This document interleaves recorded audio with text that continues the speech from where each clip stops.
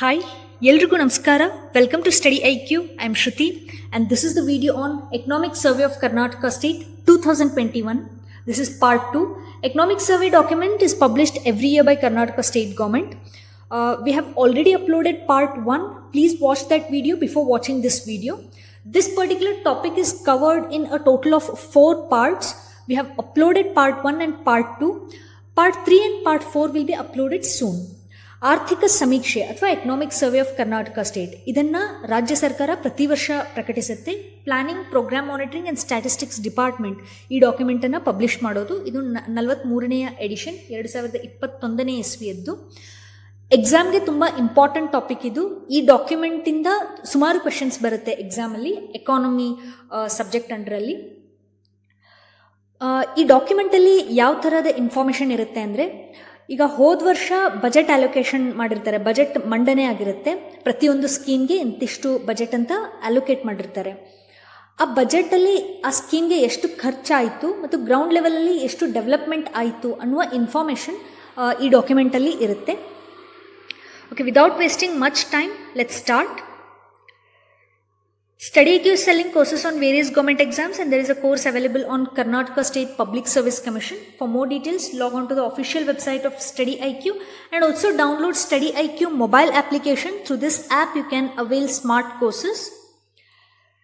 In Economic Survey of Karnataka State Part 1, these topics have been covered: state economy, per capita income, GSDP of Karnataka State, fiscal consolidation, gender budget and child budget, investment in information technology and biotechnology, Karnataka startup policy, Avalokan system, then Bengaluru Technology Summit 2020, very important topic, export and export performance index of Karnataka state. These topics are very important for exam. Please watch part 1 before watching part 2. In Economic Survey of Karnataka 2021 part 2, we are going to study these topics: rural development, urban development, agriculture and allied sectors, natural resources and environment. Let's start with rural development. What is the vision of rural development? The vision of rural development is to provide sustainable and inclusive growth along with empowerment of Panchayat Raj institutions. Gram Panchayat. ಗ್ರಾಮೀಣಾಭಿವೃದ್ಧಿಯ ದೃಷ್ಟಿಕೋನವು ಪಂಚಾಯತ್ ರಾಜ್ ಸಂಸ್ಥೆಗಳ ಸಬಲೀಕರಣದ ಜೊತೆಗೆ ಸುಸ್ಥಿರ ಮತ್ತು ಅಂತರ್ಗತ ಬೆಳವಣಿಗೆಯನ್ನು ಒದಗಿಸೋದಾಗಿದೆ. See, there are several sub topics under this rural development. Let start with decentralisation. Decentralisation ಅಂದರೆ ಕನ್ನಡದಲ್ಲಿ ವಿಕೇಂದ್ರೀಕರಣ. ಅಂದರೆ ಈಗ ಒಂದು ಏರಿಯಾನ ಕಂಟ್ರೋಲ್ ಮಾಡಬೇಕು ಅಥವಾ ಅಡ್ಮಿನಿಸ್ಟರ್ ಮಾಡಬೇಕು ಅಂದರೆ ಡೈರೆಕ್ಟ್ ಸೆಂಟ್ರಲ್ ಗೌರ್ಮೆಂಟ್ ಅದನ್ನು ಕಂಟ್ರೋಲ್ ಮಾಡದೇನೆ ಆ ಅಡ್ಮಿನಿಸ್ಟ್ರೇಟಿವ್ ಪವರ್ಸನ್ನು ಗ್ರೌಂಡ್ ಲೆವೆಲಲ್ಲಿರುವಂಥ ಗ್ರಾಮ ಪಂಚಾಯತ್ಗಳಿಗೆ ನೀಡೋದು, ಇದನ್ನು ವಿಕೇಂದ್ರೀಕರಣ ಅಂತ ಕರೀತಾರೆ. ಇಂಗ್ಲೀಷಲ್ಲಿ ಡಿಸೆಂಟ್ರಲೈಸೇಷನ್ ಅಂತಾರೆ. The transfer of control of an activity to local authorities rather than one single one is decentralization. After this 73rd constitutional amendment, Karnataka was the first state to pass a new legislation in the year 1933. Name of the act is Karnataka Panchayat Raj Act 1993. Please remember this year, 1993. 73rd constitutional amendment is related to panchayats. 74th constitutional amendment is related to municipalities, urban local government. 74th amendment was passed in the year 1992. This particular act provides for a 3-tier structure of Panchayat Raj institutions. One is Jilla Panchayat, Taluk Panchayat, then Gram Panchayat. How many Gram Panchayats, Taluk Panchayats and Jilla Panchayats are in Karnataka state? There are 6,021 Gram Panchayats, 227 Taluk Panchayats and 30 Jilla Panchayats in our Karnataka state. It is good to remember these numbers. To carry out the entrusted functions, 902.99 crore rupees has been allocated to the Gram Panchayats during the year 2020-21. To carry out the entrusted functions, 902.99 crore rupees has been allocated to the Gram Panchayats during the year 2020-21. 2020-21ನೇ ಇಸ್ವಿಯ ಹಣಕಾಸು ವರ್ಷದಲ್ಲಿ 902.99 ಕೋಟಿ ರೂಪಾಯಿಯಷ್ಟು ಮೀಸಲಿಡಲಾಗಿದೆ ಗ್ರಾಮ ಪಂಚಾಯತ್ಗಳಿಗೆ ಅಂತ, ಗ್ರಾಮೀಣಾಭಿವೃದ್ಧಿಗಾಗಿ.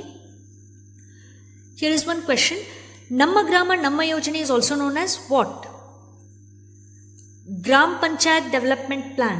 Gram Panchayat Development Plan is also known as ನಮ್ಮ ಗ್ರಾಮ ನಮ್ಮ ಯೋಜನೆ.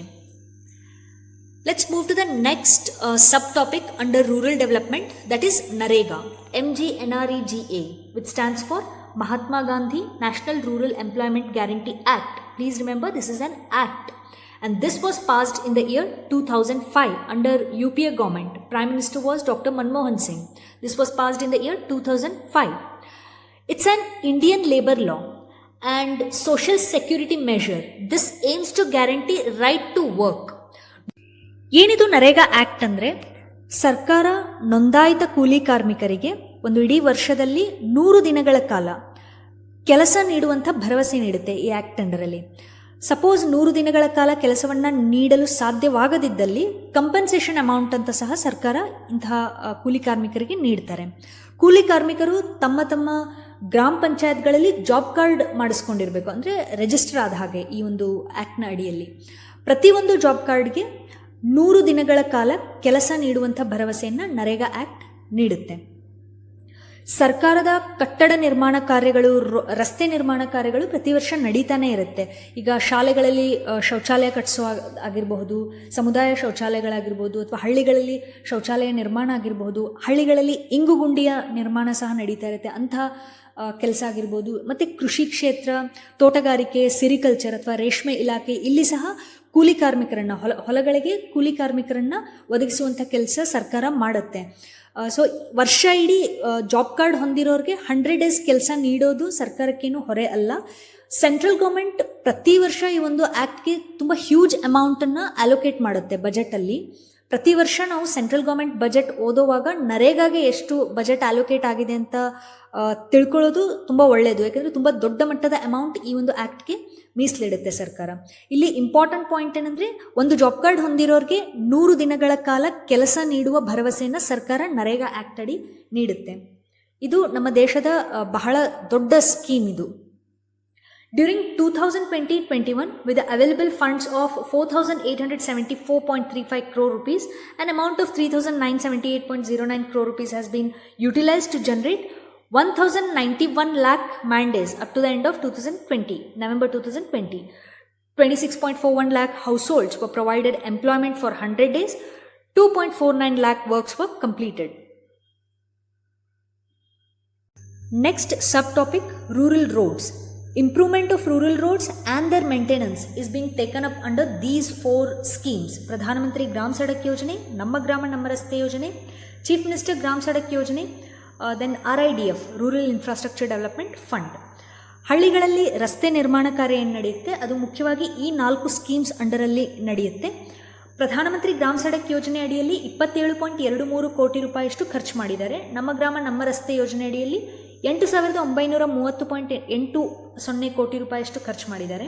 ಚೀಫ್ ಮಿನಿಸ್ಟರ್ ಗ್ರಾಮ ಸಡಕ್ ಯೋಜನೆಗೆ ಅಲೋಕೇಟ್ ಆಗಿದ್ದು 200 ಕೋಟಿ ರೂಪಾಯಿ, ಬಟ್ 75 ಕೋಟಿ ರೂಪಾಯಿ ಮಾತ್ರ ಖರ್ಚು ಮಾಡಿದ್ದಾರೆ.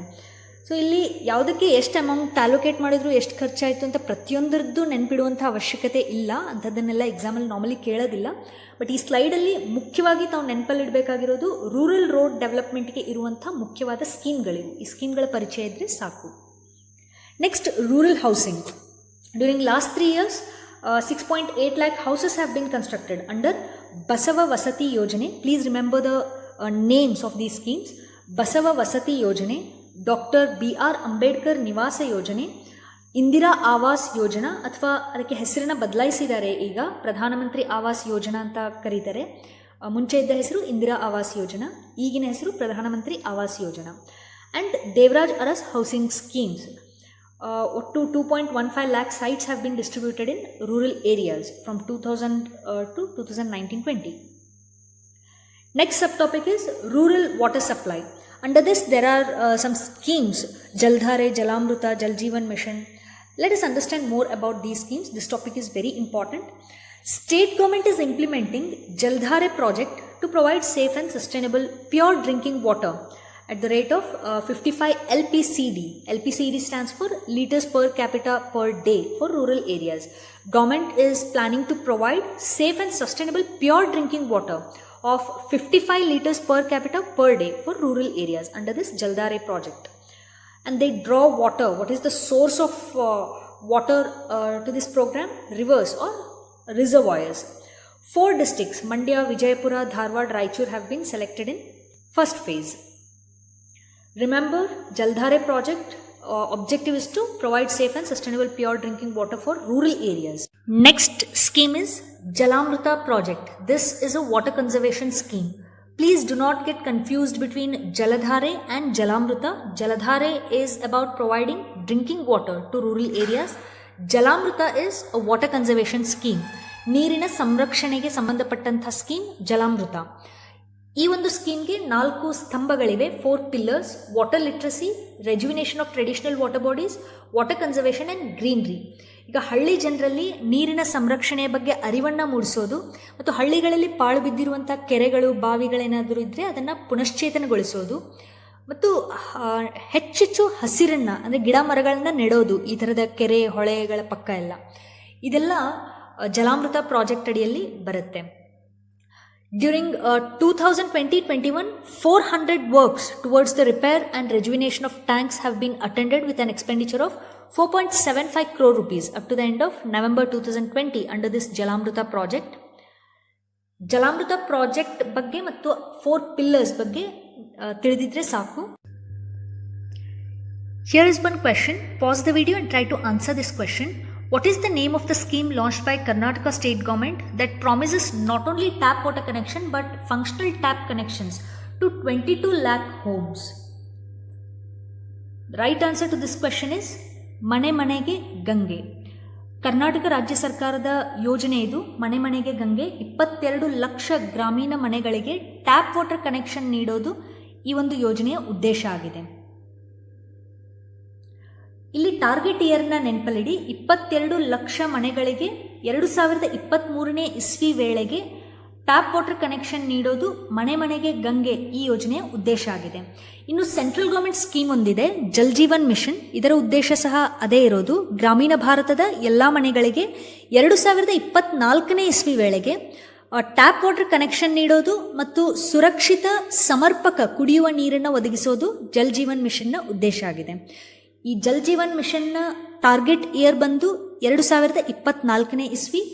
ಕರ್ನಾಟಕ ರಾಜ್ಯದ ಮನೆ ಮನೆಗೆ ಗಂಗೆ ಈ ಯೋಜನೆಯ ಟಾರ್ಗೆಟ್ ಇಯರ್ ಬಂದು 2023ನೇ ಇಸ್ವಿ. ಟಾರ್ಗೆಟ್ ಇಯರ್ಸ್ನ ಸಹ ನೆನಪಲ್ಲಿಡೋದು ಒಳ್ಳೆಯದು. ಈ ಒಂದು ಯೋಜನೆಗೆ ಅಂತ 4,316 ಕೋಟಿ ರೂಪಾಯಿಯನ್ನು ಮೀಸಲಿಟ್ಟಿದ್ದಾರೆ. Next sub topic is rural sanitation, Swachh Bharat mission. Swachh Bharat Mission is a countrywide campaign. This campaign was initiated by Government of India in the year 2014. Swachh Bharat Mission is also known as Clean India Mission. Please remember, this was launched in the year 2014. The objective is to eliminate open defecation and improve solid waste management. ತೆರೆದ ಮಲ ವಿಸರ್ಜನೆಯನ್ನು ನಿರ್ಮೂಲನೆ ಮಾಡೋದು, ಘನತ್ಯಾಜ್ಯ ನಿರ್ವಹಣೆಯನ್ನು ಇನ್ನೂ ಉತ್ತಮವಾಗಿ ನಿರ್ವಹಿಸೋದು, ಇವೆರಡು ಸ್ವಚ್ಛ ಭಾರತ್ ಅಭಿಯಾನದ ಉದ್ದೇಶ ಆಗಿದೆ. ಈ ಅಭಿಯಾನವನ್ನು ಭಾರತ ಸರ್ಕಾರ 2014ನೇ ಇಸ್ವಿಯಲ್ಲಿ ಶುರು ಮಾಡುತ್ತೆ. ಇದರ ಮೊದಲ ಹಂತ, ಈ ಒಂದು ಅಭಿಯಾನದ ಮೊದಲ ಹಂತ 2019ನೇ ಇಸ್ವಿಗೆ ಮುಕ್ತಾಯ ಆಯಿತು. ಅಕ್ಟೋಬರ್ ತಿಂಗಳು 2019ನೇ ಇಸ್ವಿಗೆ ಮುಕ್ತಾಯ ಆಯಿತು. ಈಗ ಎರಡನೇ ಹಂತ ಶುರುವಾಗಿದೆ. 2020-21ನೇ ಇಸ್ವಿಗೆ ಶುರುವಾಗಿ 2024-25ನೇ ಇಸ್ವಿಗೆ ಇದು ಕಂಪ್ಲೀಟ್ ಆಗುತ್ತೆ ಎರಡನೇ ಹಂತ. ಓಪನ್ ಡೆಫಿಕೇಶನ್ ಫ್ರೀ ಅಂದ್ರೇ ತೆರೆದ ಮಲ ವಿಸರ್ಜನೆ ಮುಕ್ತ ಅಂತ ಮೀನಿಂಗ್ ಆಗುತ್ತೆ. ಅಂದರೆ ಇಲ್ಲಿ ಶೌಚಾಲಯಗಳನ್ನು ಜನ ಬಳಸ್ತಾರೆ, ತೆರೆದ ಮಲ ವಿಸರ್ಜನೆಯ ಬದಲು ಶೌಚಾಲಯಗಳನ್ನು ಬಳಸ್ತಾರೆ. ರೂರಲ್ ಡೆವಲಪ್ಮೆಂಟ್ ಅಥವಾ ಗ್ರಾಮೀಣಾಭಿವೃದ್ಧಿ ಟಾಪಿಕ್ ಇಲ್ಲಿಗೆ ಕಂಪ್ಲೀಟ್ ಆಯಿತು. ಈ ಒಂದು ಟಾಪಿಕ್ ಅಂಡರಲ್ಲಿ ನಾವು ಓದಿದಂಥ ಸಬ್ ಟಾಪಿಕ್ಸ್ ಯಾವುದಂದರೆ ಡಿಸೆಂಟ್ರಲೈಸೇಷನ್ ಅಥವಾ ವಿಕೇಂದ್ರೀಕರಣ, ನರೇಗಾ ಆ್ಯಕ್ಟ್ ಬಗ್ಗೆ ತಿಳ್ಕೊಂಡ್ವಿ, ರೂರಲ್ ಹೌಸಿಂಗ್, ರೂರಲ್ ರೋಡ್ಸ್ ಅಂಡರಲ್ಲಿ ಬರುವಂಥ ಸ್ಕೀಮ್ಗಳ ಪರಿಚಯ ಮಾಡ್ಕೊಂಡ್ವಿ, water supply, rural water supply ಅಡಿಯಲ್ಲಿ ಜಲಧಾರೆ, ಜಲಾಮೃತ, ಜಲ್ ಜೀವನ್ ಮಿಷನ್, ಮನೆ ಮನೆಗೆ ಗಂಗೆ ಸ್ಕೀಮ್ಸ್ ಬಗ್ಗೆ ತಿಳ್ಕೊಂಡ್ವಿ, ಸ್ವಚ್ಛ ಭಾರತ್ ಮಿಷನ್ ರೂರಲ್ ಬಗ್ಗೆ ಸಹ ತಿಳ್ಕೊಂಡ್ವಿ. ನಾವು let's move to the next topic under economic development of Karnataka state, that is urban development, nagarabhivruddhi. Under urban development, first let us know about urban population in Karnataka state. Karnataka state today is in rapid process of urbanization and it is expected to reach an urban population proportion of 50% by 2026. 2026ನೇ ಇಸ್ವಿ ವೇಳೆಗೆ ನಮ್ಮ ರಾಜ್ಯದ ಅರ್ಧಕ್ಕರ್ಧ population, ಜನಸಂಖ್ಯೆ ನಗರ ಪ್ರದೇಶದಲ್ಲಿ ಕಂಡುಬರುತ್ತೆ. ಇದೊಂದು estimate.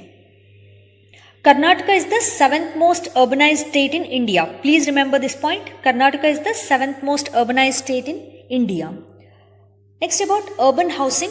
In this slide, you have to remember Karnataka Housing Board caters to housing needs of low, middle and high income group. It has constructed 1.22 lakh houses and developed 1.38 lakh sites up to the end of November 2020. And these are some urban housing schemes: Vajpayee Housing Scheme, Devraj Aras Housing Scheme and Dr. B.R. Ambedkar Niwas Yojana. Next, urban water supply. Please remember, Karnataka Urban Water Supply Drainage Board is responsible for providing safe drinking water to 232 urban areas from surface source. 232 ನಗರ ಪ್ರದೇಶಗಳಿಗೆ ಸುರಕ್ಷಿತ ಕುಡಿಯುವ ನೀರನ್ನು ಒದಗಿಸುವ ಜವಾಬ್ದಾರಿಯನ್ನು ಕರ್ನಾಟಕ ನಗರ ನೀರು ಸರಬರಾಜು ಒಳಚರಂಡಿ ಮಂಡಳಿ ಹೊಂದಿರೋದು. ಈಗ ಈ ಅರ್ಬನ್ ವಾಟರ್ ಸಪ್ಲೈಗೆ ಅಂತ 157 ಸ್ಕೀಮ್ಸ್ ಇದ್ವು. ಅದರ ಪೈಕಿ 103 ಸ್ಕೀಮ್ಸ್ ಈಗ ಕಂಪ್ಲೀಟ್ ಆಗಿದೆ. ಇದರ ವೆಚ್ಚ 2554.72 ಕೋಟಿಯಷ್ಟಾಗಿದೆ. Next sub topic under urban development is sanitation, ಕನ್ನಡದಲ್ಲಿ ನೈರ್ಮಲ್ಯ. ಈ ಸ್ಲೈಡಲ್ಲಿ ಕೊಟ್ಟಿರುವಂಥ ಇನ್ಫಾರ್ಮೇಷನ್ ಎಕ್ಸಾಮ್ಗೆ ಏನು ಇಂಪಾರ್ಟೆಂಟ್ ಇಲ್ಲ, ಸುಮ್ಮನೆ ನಿಮ್ಮ ಇನ್ಫಾರ್ಮೇಷನ್ಗೆ ಇರಲಿ ಅಂತ 2 ಪಾಯಿಂಟ್ಸ್ನ ಇನ್ಕ್ಲೂಡ್ ಮಾಡಿರೋದು. During the year 2020-21 there are 42 ongoing underground drainage schemes with a budget allocation of 388.89 crore rupees. It is proposed to commission 5 schemes during 2020-21. Next subtopic is Urban Land Transport Fund. See, here the most important point to be remembered is Karnataka is the only state in India to have an exclusive Directorate of Urban Land Transport, or in short DULT.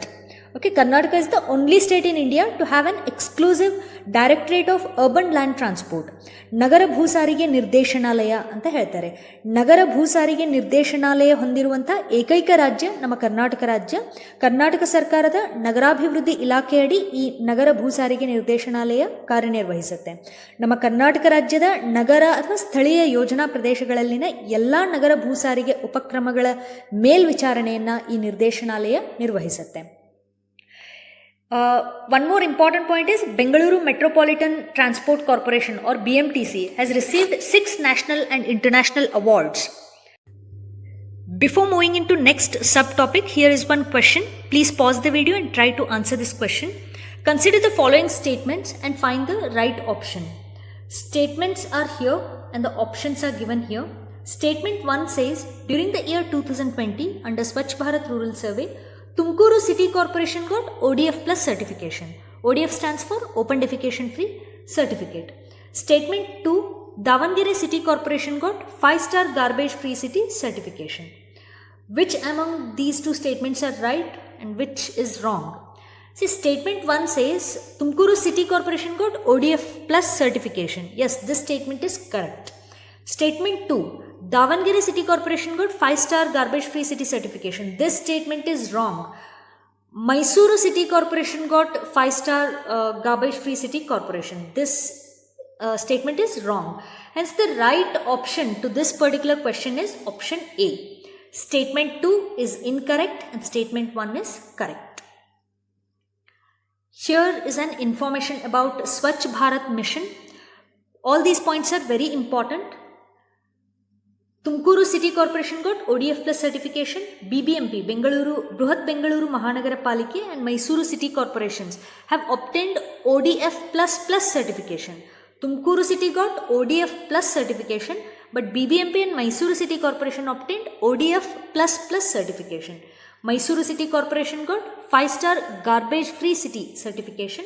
Under Swachh Sarvekshan 2020, Mysuru, Ramnagara, Piriyapatna, Hunsuru, HD Kote, KR Nagara, Kaduru, Hollalkere, Balki, urban local bodies of Karnataka received these awards. Tumkuru City ge Open Defecation Free ODF Plus certification sikkide.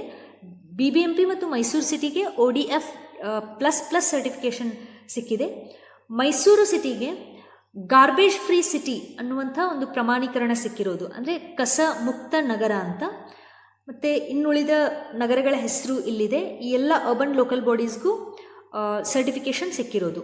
Next, here is the question: how many cities from Karnataka are selected for smart city project? ತಾವೆಲ್ಲ smart city project ಬಗ್ಗೆ ಕೇಳಿರ್ತೀರಿ. Central government scheme ಇದು. ಭಾರತದ ಹಲವಾರು ನಗರಗಳನ್ನು smart city ಮಾಡಬೇಕು ಅಂತ smart city ಪ್ರಾಜೆಕ್ಟಲ್ಲಿ ಹಲವಾರು ನಗರಗಳನ್ನ ಸೆಲೆಕ್ಟ್ ಮಾಡಿದ್ದಾರೆ. ಇಲ್ಲಿ ಪ್ರಶ್ನೆ ಏನಂದರೆ, ಕರ್ನಾಟಕ ರಾಜ್ಯದಿಂದ ಎಷ್ಟು ನಗರಗಳನ್ನು ಸೆಲೆಕ್ಟ್ ಮಾಡಿದ್ದಾರೆ ಸ್ಮಾರ್ಟ್ ಸಿಟಿ ಪ್ರಾಜೆಕ್ಟ್ಗೆ? ಈ ಪ್ರಶ್ನೆಗೆ ಉತ್ತರ 7 ನಗರಗಳು. 7 cities from Karnataka are selected for smart city project. ಆ 7 ನಗರಗಳು ಯಾವುದು? ಬೆಳಗಾವಿ, ದಾವಣಗೆರೆ, ಹುಬ್ಬಳ್ಳಿ, ಧಾರವಾಡ, ಅವಳಿ ನಗರಗಳಿವು ಟ್ವಿನ್ ಸಿಟೀಸ್. ಶಿವಮೊಗ್ಗ, ಮಂಗಳೂರು, ತುಮಕೂರು, ಬೆಂಗಳೂರು. ಈ 7 ನಗರಗಳನ್ನು ಸ್ಮಾರ್ಟ್ ಸಿಟೀಸ್ ಮಾಡಬೇಕು ಅಂತ 2536 ಕೋಟಿ ರೂಪಾಯಿಯಷ್ಟು ರಿಲೀಸ್ ಮಾಡಿದ್ದಾರೆ ಸ್ಮಾರ್ಟ್ ಸಿಟಿ ಮಿಷನ್ ಅಡಿಯಲ್ಲಿ. ಆಲ್ರೆಡಿ ಈ ವರ್ಕ್ ಸ್ಟಾರ್ಟ್ ಆಗಿದೆ. ಈಗಾಗಲೇ 162 ಪ್ರಾಜೆಕ್ಟ್ಸ್ನ ಕಂಪ್ಲೀಟ್ ಮಾಡಿದ್ದಾರೆ ಸ್ಮಾರ್ಟ್ ಸಿಟಿ ಮಿಷನ್ ಅಡಿಯಲ್ಲಿ ಈ 7 ನಗರಗಳಲ್ಲಿ. 400 ಕೋಟಿ ರೂಪಾಯಿಯಷ್ಟು ಖರ್ಚಾಗಿದೆ ಆಲ್ರೆಡಿ. ಇನ್ನೂ 345 ಪ್ರಾಜೆಕ್ಟ್ಸ್ ಅಂಡರ್ ಪ್ರೋಗ್ರೆಸ್ಸಲ್ಲಿವೆ. ಈ 345 ಪ್ರಾಜೆಕ್ಟ್ಸ್ಗೆ 6233 ಕೋಟಿ ರೂಪಾಯಿಯಷ್ಟು ಖರ್ಚು ಮಾಡೋರಿದ್ದಾರೆ. ಇದಿಷ್ಟು ಸ್ಮಾರ್ಟ್ ಸಿಟಿ ಮಿಷನ್ ಬಗ್ಗೆ ಆಯಿತು. ಈಗ ಅಮೃತ್ ಮತ್ತು ಹೃದಯ್ ಸ್ಕೀಮ್ಗಳ ಬಗ್ಗೆ ತಿಳ್ಕೊಳ್ಳೋಣ. ಈ 2 ಸ್ಕೀಮ್ಗಳ ಫುಲ್ ಫಾರ್ಮ್ ತಿಳಿದಿರಬೇಕಾಗತ್ತೆ. Amrut stands for Atal mission for rejuvenation and urban transformation. Atal mission for rejuvenation and urban transformation. Hriday stands for heritage city development and augmentation Yojana. Both schemes were launched in the year 2015. Amrit scheme focuses on establishing infrastructure that could ensure adequate, robust sewage networks and water supply for urban transformation by implementing urban revival projects. Atal Mission focuses on providing sewage networks and water supply for urban transformation. Please remember, Rajasthan was the first state in our country to submit state action plan under this Amrit scheme. Rajasthan was the first state. Next, about Hriday scheme. This scheme was also launched in the year 2015. Hriday scheme aims to bring together urban planning, economic growth and heritage conservation in an inclusive manner to preserve the heritage character of each heritage city. Under this Amrit scheme, 26 towns have been selected and Badami city selected under Hriday scheme. Please remember, Badami city selected under Hriday scheme. In this image you are seeing Badami. This was once ruled by Chalukyas. Amrit, ಇದರ full form Atal mission for rejuvenation and urban transformation. ಈ ಒಂದು ಸ್ಕೀಮ್ನ ಉದ್ದೇಶ ಏನು? ನಗರ ಪುನರುಜ್ಜೀವನ ಯೋಜನೆಗಳನ್ನು ಅನುಷ್ಠಾನಗೊಳಿಸುವ ಮೂಲಕ ಸಮರ್ಪಕವಾದ ಒಳಚರಂಡಿ ಜಾಲಗಳನ್ನು ಮತ್ತು ನಗರ ಪರಿವರ್ತನೆಗೆ ನೀರು ಸರಬರಾಜನ್ನು ಖಾತ್ರಿಪಡಿಸುವ ಮೂಲ ಸೌಕರ್ಯಗಳನ್ನು ಸ್ಥಾಪಿಸುವ ಉದ್ದೇಶ ಅಮೃತ್ ಮಿಷನ್ಗೆ ಇರೋದು. 2015ನೇ ಇಸ್ವಿನಲ್ಲಿ ಅಮೃತ್ ಮತ್ತು ಹೃದಯ್ 2 ಸ್ಕೀಮ್ಸ್ ಲಾಂಚ್ ಆಗುತ್ತೆ. ಹೃದಯ್ ಸ್ಕೀಮಿನ full form heritage city development and augmentation Yojana. ಈ ಹೃದಯ್ ಸ್ಕೀಮಿನ ಉದ್ದೇಶ ಏನಂದರೆ, ಅರ್ಬನ್ ಪ್ಲಾನಿಂಗ್, ಆರ್ಥಿಕ ಬೆಳವಣಿಗೆ ಮತ್ತು ಒಂದು ನಗರದ ಪರಂಪರೆಯನ್ನು ಸಂರಕ್ಷಿಸುವ ಉದ್ದೇಶ ಹೃದಯ್ ಸ್ಕೀಮ್ಗೆ ಇರೋದು. ಈ 2 ಸ್ಕೀಮ್ಗಳ ಉದ್ದೇಶ ತಿಳಿದಿರಬೇಕು. ಬದಾಮಿ ಸಿಟಿ ಹೃದಯ್ ಸ್ಕೀಮ್ ಅಡಿಯಲ್ಲಿ ಸೆಲೆಕ್ಟ್ ಆದಂಥ ಸಿಟಿ ಅನ್ನೋದನ್ನು ನೆನಪಲ್ಲಿಡಬೇಕು. Next about Nagarotthana phase 3 project. Chief Minister Siddaramaiah in 2017 launched this third phase of Nagarothana scheme. This scheme is for providing infrastructure in towns and cities in the state and also making them free from open defecation. What infrastructure is provided under Nagarothana scheme? Drinking water supply networks, road improvement, roadside drains, footpath, traffic management, stormwater drains, improvement and construction of office building, community and public toilets, modern bus stand and market complex have been prioritized under Nagarothana phase 3 project. And here is an information about expenditure. ಮುಖ್ಯಮಂತ್ರಿ ಸಿದ್ದರಾಮಯ್ಯನವರು 2017ನೇ ಇಸ್ವಿನಲ್ಲಿ ನಮ್ಮ ರಾಜ್ಯದ ಪಟ್ಟಣಗಳು ಮತ್ತು ನಗರಗಳಲ್ಲಿ ಮೂಲ ಸೌಕರ್ಯಗಳನ್ನು ಒದಗಿಸೋಕೆ ಅಂತ ನಗರೋತ್ಥಾನ ಯೋಜನೆಯ 3ನೇ ಹಂತವನ್ನು ಪ್ರಾರಂಭಿಸ್ತಾರೆ. ಈ ನಗರಗಳು ಮತ್ತು ಪಟ್ಟಣಗಳನ್ನು ಮಲವಿಸರ್ಜನೆ ಮುಕ್ತ ನಗರಗಳನ್ನಾಗಿ ಮಾಡೋದು ಸಹ ಈ ನಗರೋತ್ಥಾನ ಫೇಸ್ 3 ಪ್ರಾಜೆಕ್ಟ್ನ ಉದ್ದೇಶ.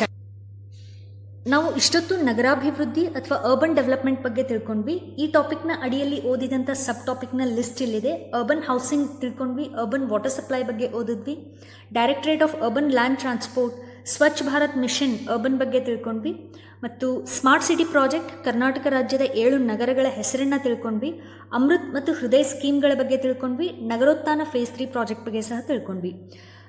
ನಾವು let's move to the next topic, that is agriculture and allied sectors, food secure. Bharat ದೇಶ ಕೃಷಿ ಪ್ರಧಾನ ದೇಶ. ನಮ್ಮ ದೇಶದಲ್ಲಿ ಅರ್ಧಕ್ಕಿಂತ ಹೆಚ್ಚಿನ ಜನಸಂಖ್ಯೆ ಕೃಷಿ ವಲಯದ ಮೇಲೇ ಅವಲಂಬಿತವಾಗಿರೋದು. ಈ ಕೃಷಿ ಕ್ಷೇತ್ರ ಡೈರೆಕ್ಟ್ ಎಂಪ್ಲಾಯ್ಮೆಂಟ್ ಸಹ ನೀಡಿದೆ, ಇಂಡೈರೆಕ್ಟ್ ಎಂಪ್ಲಾಯ್ಮೆಂಟ್ ಸಹ ನೀಡಿದೆ. ನಮ್ಮ ರಾಜ್ಯದಲ್ಲಿ, ನಮ್ಮ ದೇಶದಲ್ಲಿ ಅನೇಕ ಆಗ್ರೋ ಬೇಸ್ಡ್ ಇಂಡಸ್ಟ್ರೀಸ್ ಸಹ ಇವೆ. ಇದರಿಂದ ಉದ್ಯೋಗ ಸೃಷ್ಟಿಯಾಗಿದೆ.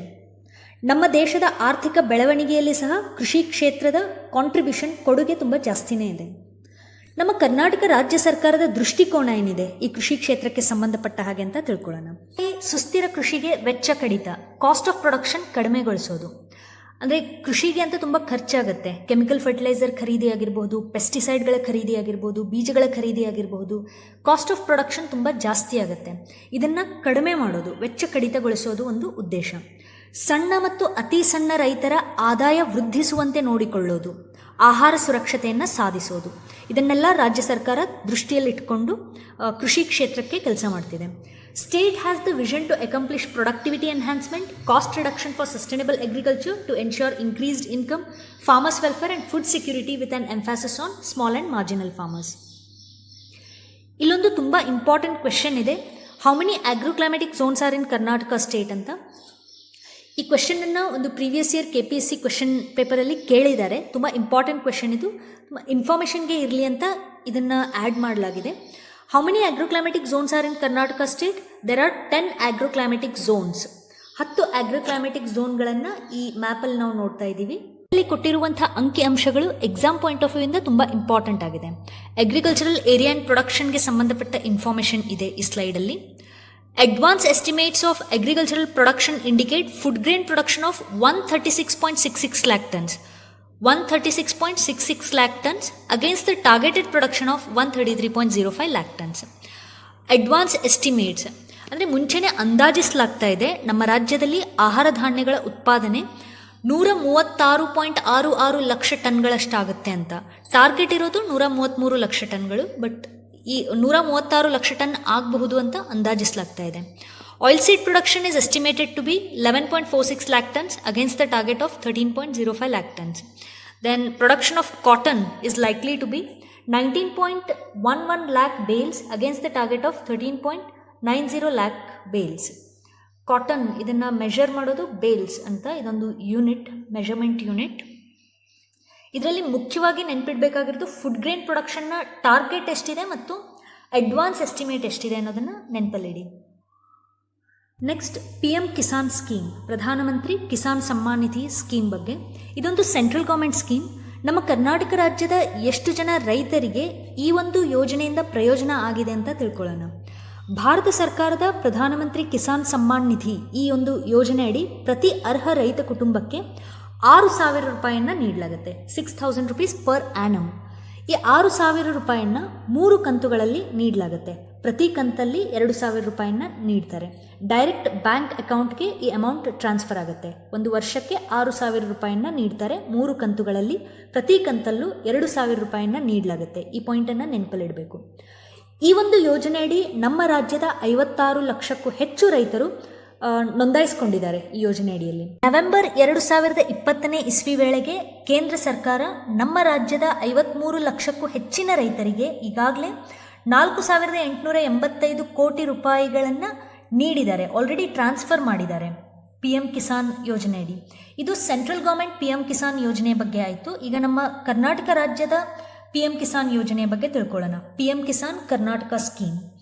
State government has been providing additional financial assistance of 4,000 rupees in 2 installments. PM Kisan central government scheme ಅಡಿಯಲ್ಲಿ 6,000 ರೂಪಾಯಿಯನ್ನು ನೀಡಲಾಗುತ್ತೆ 3 ಇನ್ಸ್ಟಾಲ್ಮೆಂಟ್ಗಳಲ್ಲಿ. PM ಕಿಸಾನ್ ಕರ್ನಾಟಕ ಯೋಜನೆ ಅಡಿಯಲ್ಲಿ 4,000 ರೂಪಾಯಿಯನ್ನು ನೀಡಲಾಗುತ್ತೆ 2 ಇನ್ಸ್ಟಾಲ್ಮೆಂಟ್ಗಳಲ್ಲಿ. ಪ್ರತಿ ಇನ್ಸ್ಟಾಲ್ಮೆಂಟಲ್ಲಿ 2,000 ರೂಪಾಯಿ ಅಂತ ನೀಡ್ತಾರೆ. During 2020-21, 2,600 crore rupees have been allocated for the scheme. So far, state government has permitted 51 lakh, more than 51 lakh farmers to get financial assistance, and state has transferred financial assistance of 986.76 crore rupees to more than 49 lakh farmers of the state till November 2020. ಈ ಅಂಕಿ ಅಂಶಗಳನ್ನೆಲ್ಲ normally ಎಕ್ಸಾಮಲ್ಲಿ ಕೇಳೋದಿಲ್ಲ. ಇಲ್ಲಿ ಮುಖ್ಯವಾದ point ಏನಂದರೆ PM Kisan Karnataka scheme ಅಡಿಯಲ್ಲಿ 4,000 ರೂಪಾಯಿನ ನೀಡಲಾಗುತ್ತೆ. ಯಾವ ರೈತರು ಈ ಒಂದು ಯೋಜನೆಗೆ ಅರ್ಹರಾಗ್ತಾರೆ ಅಂದರೆ ಸೆಂಟ್ರಲ್ ಗೌರ್ಮೆಂಟ್ನ PM ಕಿಸಾನ್ ಯೋಜನೆಗೆ ಅವರು ನೋಂದಾಯಿಸ್ಕೊಂಡಿರಬೇಕು. ಆ ರೈತರು ಅಂಥವರು PM ಕಿಸಾನ್ ಕರ್ನಾಟಕ ಸ್ಕೀಮ್ಗೆ ಎಲಿಜಿಬಲ್ ಆಗ್ತಾರೆ. PM Kisan central government scheme ಅಡಿಯಲ್ಲಿ 6,000 ರೂಪಾಯಿಯನ್ನು ಪಡೆದ್ರೆ Karnataka state government PM Kisan ಯೋಜನೆ ಅಡಿ 4,000 ರೂಪಾಯಿನ ನೀಡಲಾಗುತ್ತೆ. ಒಟ್ಟು 10,000 ರೂಪಾಯಿ ಒಂದು ವರ್ಷಕ್ಕೆ ಈ ರೈತ ಕುಟುಂಬಗಳು ಪಡೆಯುತ್ತೆ. That was all about PM Kisan scheme. Now let's move to the next scheme, that is one district one product. ಇದು ಎಕ್ಸಾಮ್ಗೆ ತುಂಬ ಇಂಪಾರ್ಟೆಂಟ್. ಒನ್ ಪ್ರಾಡಕ್ಟ್ ಸ್ಕೀಮ್ ಇದೊಂದು ಸೆಂಟ್ರಲಿ ಸ್ಪಾನ್ಸರ್ಡ್ ಸ್ಕೀಮ್. ಅಂದರೆ 60% ಎಕ್ಸ್ಪೆನ್ಸಸ್ ಸೆಂಟ್ರಲ್ ಗೌರ್ಮೆಂಟ್ ನೋಡ್ಕೊಳ್ಳುತ್ತೆ, ಮಿಕ್ಕ 40% ಇನ್ವೆಸ್ಟ್ಮೆಂಟನ್ನು ಸ್ಟೇಟ್ ಗೌರ್ಮೆಂಟ್ ಭರಿಸುತ್ತೆ. One district one product, ಕನ್ನಡದಲ್ಲಿ ಒಂದು ಜಿಲ್ಲೆ ಒಂದು ಉತ್ಪನ್ನ ಅಂತ. ಭಾರತದ ಹಲವು ರಾಜ್ಯಗಳಲ್ಲಿ ಈ ಒಂದು ಸ್ಕೀಮ್ ಈಗಾಗಲೇ ಜಾರಿಯಲ್ಲಿದೆ. ನಮ್ಮ ರಾಜ್ಯ ಸರ್ಕಾರ ಈಗ ಇದನ್ನು ಇಲ್ಲಿ ಇಂಪ್ಲಿಮೆಂಟ್ ಮಾಡೋಕೆ ಮುಂದಾಗಿದೆ. ಜಿಲ್ಲಾ ಮಟ್ಟದಲ್ಲಿ ಸೂಕ್ಷ್ಮ ಕೈಗಾರಿಕಾ ಉದ್ಯಮವನ್ನು ಉತ್ತೇಜಿಸುವಂಥ ಉದ್ದೇಶ ಒನ್ ಡಿಸ್ಟ್ರಿಕ್ಟ್ ಒನ್ ಪ್ರಾಡಕ್ಟ್ ಸ್ಕೀಮ್ಗೆ ಇರೋದು.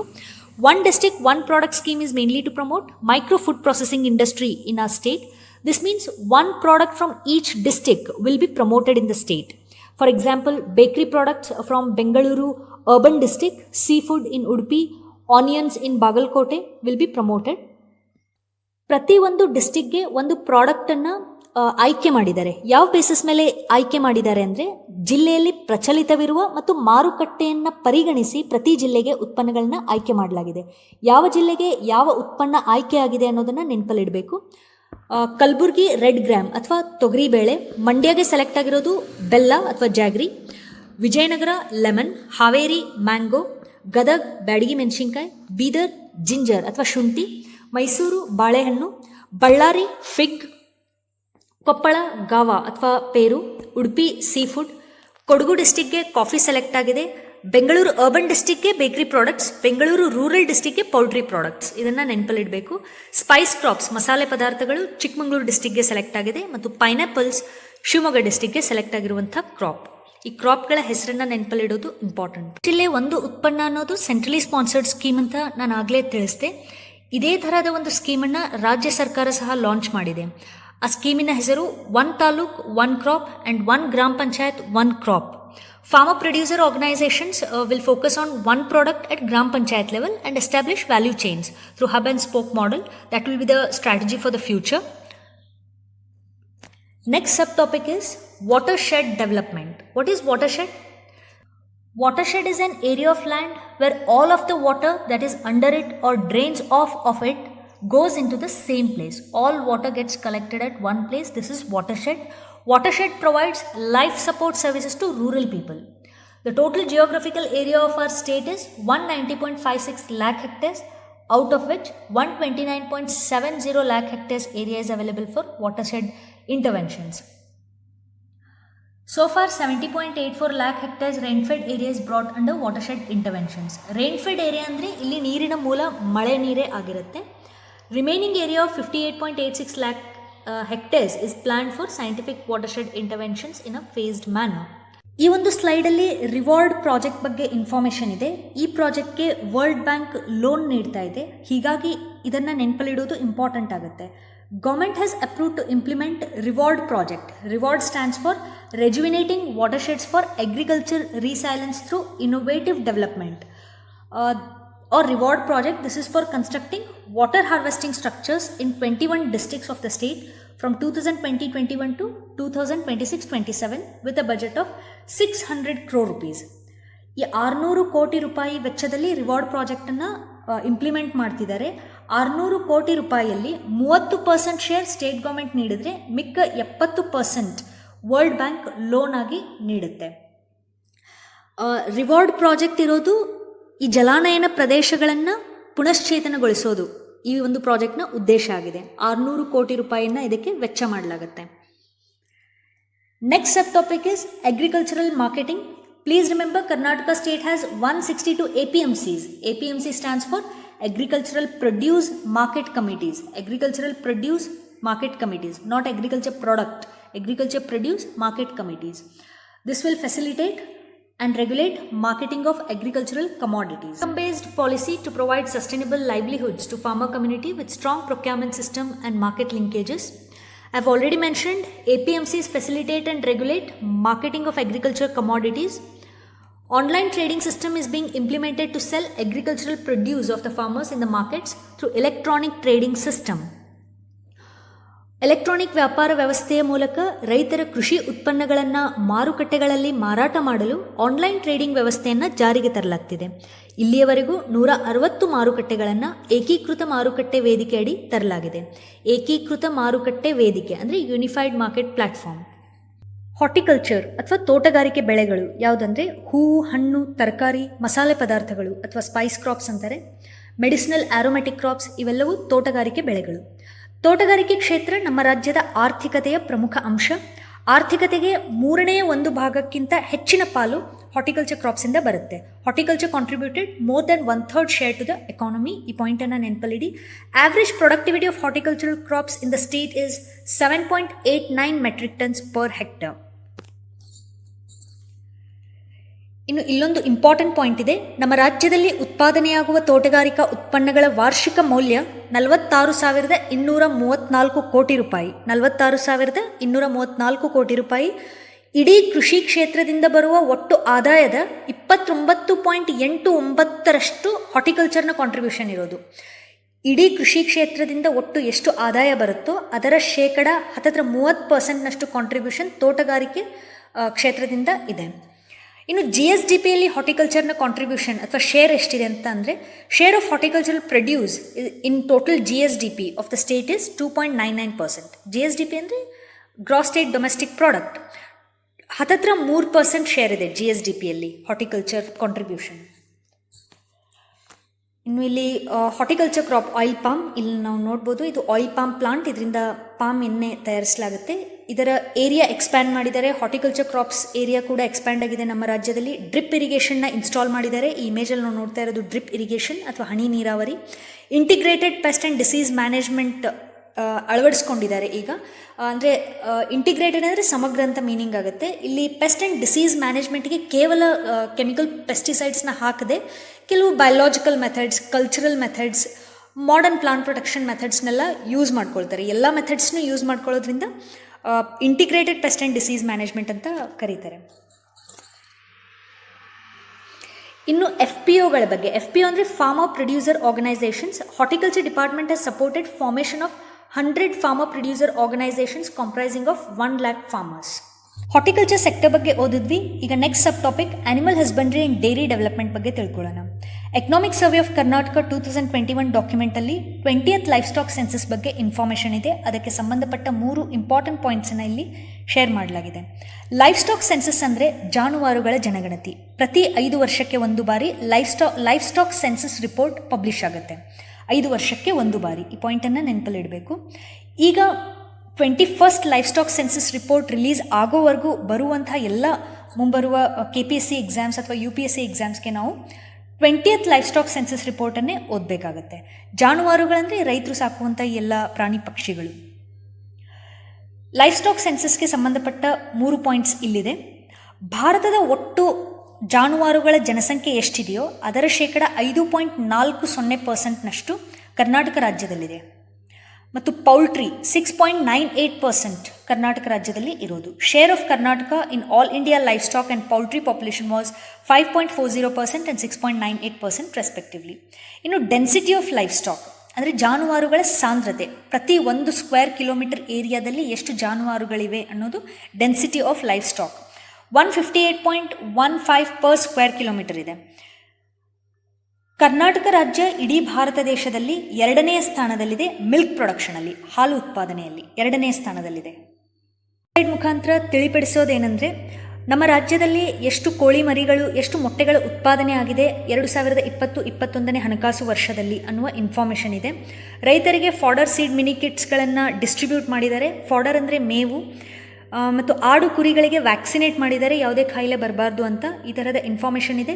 ಅಂಕಿ ಸಂಖ್ಯೆಗಳನ್ನ ನೆನಪಲ್ಲಿಡುವಂಥ ಅವಶ್ಯಕತೆ ಇಲ್ಲ. ರಾಜ್ಯ ಸರ್ಕಾರ ಪ್ರತಿಯೊಂದು ವಲಯದಲ್ಲಿ ಯಾವೆಲ್ಲ ಕೆಲಸಗಳನ್ನ, ಏನೆಲ್ಲ ಮೆಷರ್ಸ್ನ ತೆಗೆದುಕೊಳ್ತಾ ಇದೆ ಅನ್ನುವ ತಿಳುವಳಿಕೆ ಇದ್ದರೆ ಸಾಕು. ಇನ್ನು central assistance under Atmanirbhar program, an amount of 100 crore interest subvention scheme, 100 crore interest subvention scheme was announced with 2+2% interest subsidy to avail loans for making regular payment to milk producers. ಹಾಲು ಉತ್ಪಾದಕರಿಗೆ ನಿಯಮಿತವಾಗಿ ಪಾವತಿ ಮಾಡೋಕೆ ಅಂತ ಸಾಲ ಪಡೆಯೋಕೆ ಒಂದು ಸಬ್ಸಿಡಿ ಯೋಜನೆಯನ್ನು ಘೋಷಿಸಿದ್ದಾರೆ ಸೆಂಟ್ರಲ್ ಗೌರ್ಮೆಂಟ್ ಆತ್ಮನಿರ್ಭರ್ ಪ್ರೋಗ್ರಾಮ್ ಅಡಿ. ಮೀನುಗಾರಿಕೆಯ ಬಗ್ಗೆ ತಿಳ್ಕೊಳ್ಳೋಣ.